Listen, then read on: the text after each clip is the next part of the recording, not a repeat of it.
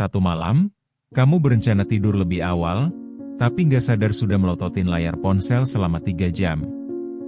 Temanmu ngasih tahu kalau dia juga sering kejebak scrolling, dan di dalam hati kamu sadar, ini bukan hanya dia, tapi ini juga gue. Ketika harapan untuk lebih baik justru terperosok ke kebiasaan yang nggak ada habisnya, rasanya kayak terjebak di lubang yang makin dalam. Apa sebenarnya yang menghalangimu untuk keluar dari rutinitas ini? Mungkin, saatnya untuk mengenali dan mengubah 7 kebiasaan kecil yang bisa membuatmu lebih kuat melawan godaan. Dengan langkah-langkah sederhana ini, kita bisa mulai membenahi hal-hal yang sering kita abaikan. Ingat, perubahan besar bisa dimulai dari hal kecil yang kita lakukan setiap hari. Pertama, memiliki ruang yang nyaman dan bebas dari gangguan adalah langkah pertama yang sangat penting untuk meningkatkan fokus. Cobalah atur tempat di mana kamu bisa bekerja atau belajar tanpa terganggu oleh hal-hal lain seperti ponsel, TV, atau bahkan orang-orang di sekitarmu. Misalnya, ketika kamu sedang belajar untuk ujian, simpan semua perangkat yang tidak perlu di tempat yang jauh, dan manfaatkan waktu itu untuk benar-benar fokus. Mengurangi gangguan seperti ini dapat sangat meningkatkan produktivitasmu. Tanyakan pada dirimu sendiri, seberapa sering kamu teralihkan dari fokus utama yang harus dikerjakan? Dengan menciptakan zona nyaman yang mendukung, kamu akan lebih mudah menghindari kebiasaan menunda. Selain itu, lingkungan yang kondusif bisa memberikan dorongan semangat yang lebih baik. Usahakan untuk tidak hanya mengatur tempat, tetapi juga sesi belajarmu. Kamu bisa mencoba mendengarkan musik instrumental yang bisa membantu meningkatkan konsentrasi. Jadi, investasikan waktu untuk menciptakan ruang yang tepat demi peningkatan dirimu. Jika diperlukan, buat juga jadwal khusus untuk kegiatan di zona ini, agar kamu bisa terus terarah. Kedua, menjadwalkan aktivitas harianmu adalah langkah penting dalam mencegah kebiasaan menunda. Cobalah untuk membuat daftar tugas di awal hari dan tetapkan waktu spesifik untuk menyelesaikannya.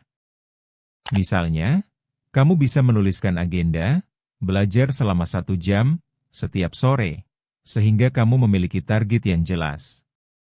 Dengan cara ini, ketika kamu tahu apa yang harus dilakukan di waktu tertentu, kecenderungan untuk menunda akan berkurang drastis. Saat kamu berhasil menyelesaikan tugas-tugas dalam daftar, kamu akan merasakan kepuasan yang luar biasa, yang bisa menjadi motivasi untuk tetap produktif di hari-hari berikutnya. Mengatur jadwal tidak hanya sekadar catatan, tetapi juga metode yang membawa dampak positif bagi rutinitas harian. Buatlah jadwal yang beragam. Ada waktu untuk bekerja, beristirahat, dan melakukan hobi.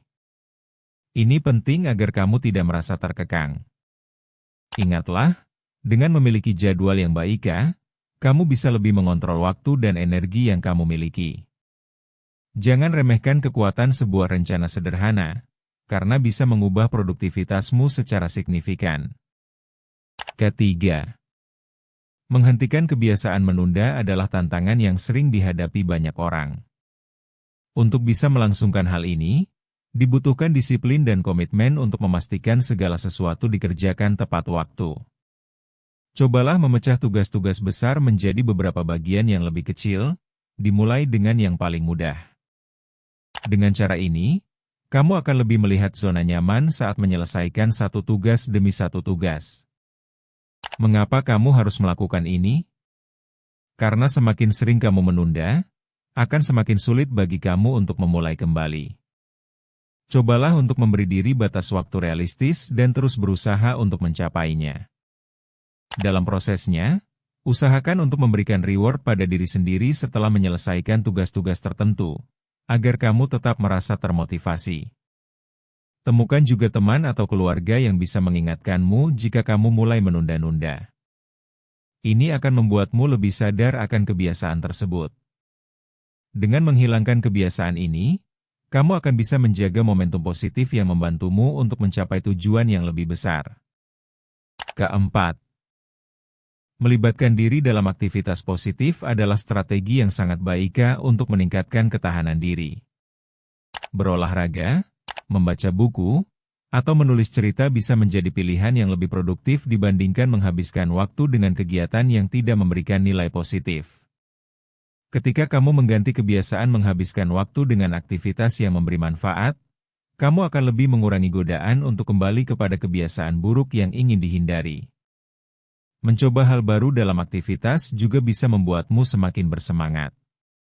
Misalnya, kamu bisa mengikuti kelas yoga atau bergabung dalam komunitas baca buku.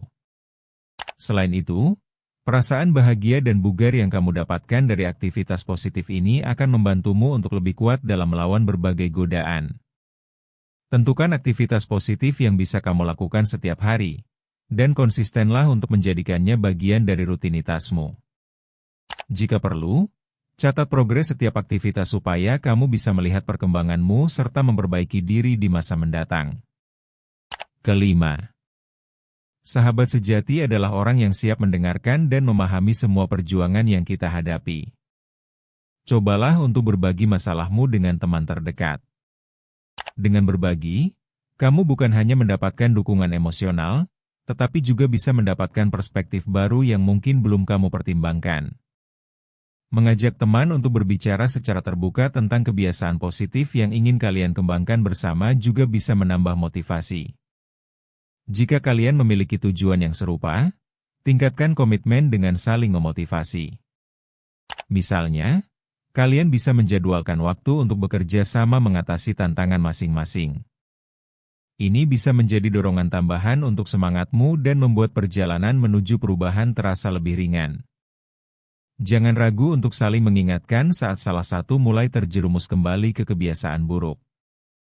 Dengan membangun jaringan dukungan sosial yang kuat, kamu bisa merasa tidak sendirian, dan ini sangat membantu proses pertumbuhanmu. Keenam, meditasi adalah salah satu cara yang sangat efektif untuk menenangkan pikiran yang seringkali berlari ke sana kemari. Luangkan waktu setiap hari untuk berlatih meditasi. Caranya cukup mudah. Cukup duduk dengan nyaman, tarik napas dalam-dalam, dan izinkan semua pikiran mengalir pergi. Kegiatan ini tidak hanya membantu menjernihkan pikiran, tetapi juga memberikan ruang bagi pikiran-pikiran positif untuk masuk ke dalam dirimu. Ketika kamu bisa mengendalikan pikiranmu, melangkah maju terasa lebih ringan. Selain itu, meditasi juga bisa mengurangi tingkat stres akibat tekanan sehari-hari. Jika kamu merasa kesulitan untuk mulai, coba gunakan aplikasi meditasi yang menyediakan panduan. Ini bisa memudahkan kamu untuk menyesuaikan diri dengan praktik ini. Ingatlah, meditasi bukan hanya sebuah kegiatan, tetapi juga sebuah perjalanan untuk menemukan ketenangan di dalam diri kita. Ketujuh, melakukan pemantauan terhadap diri sendiri merupakan aspek yang sangat penting untuk pertumbuhan pribadi. Cobalah untuk menuliskan perkembanganmu setiap minggu. Ini bisa berupa jurnal harian atau catatan sederhana mengenai perasaan, gagasan, dan pencapaian yang telah kamu raih. Dengan melaksanakan pemantauan ini, kamu dapat melihat progres yang telah kamu capai serta tantangan yang dihadapi. Mengapa ini penting? Dengan menjaga catatan yang baik, kamu bisa memahami pola perilakumu dan apa yang perlu diubah untuk kedepannya. Tidak hanya itu, ini juga membantu menjaga motivasi agar tetap konsisten. Buatlah refleksi mingguan tentang apa yang telah berhasil dan apa yang bisa ditingkatkan. Ingat, setiap langkah kecil menuju keterubahan adalah langkah yang berarti dan bisa melahirkan hasil yang signifikan di masa depan.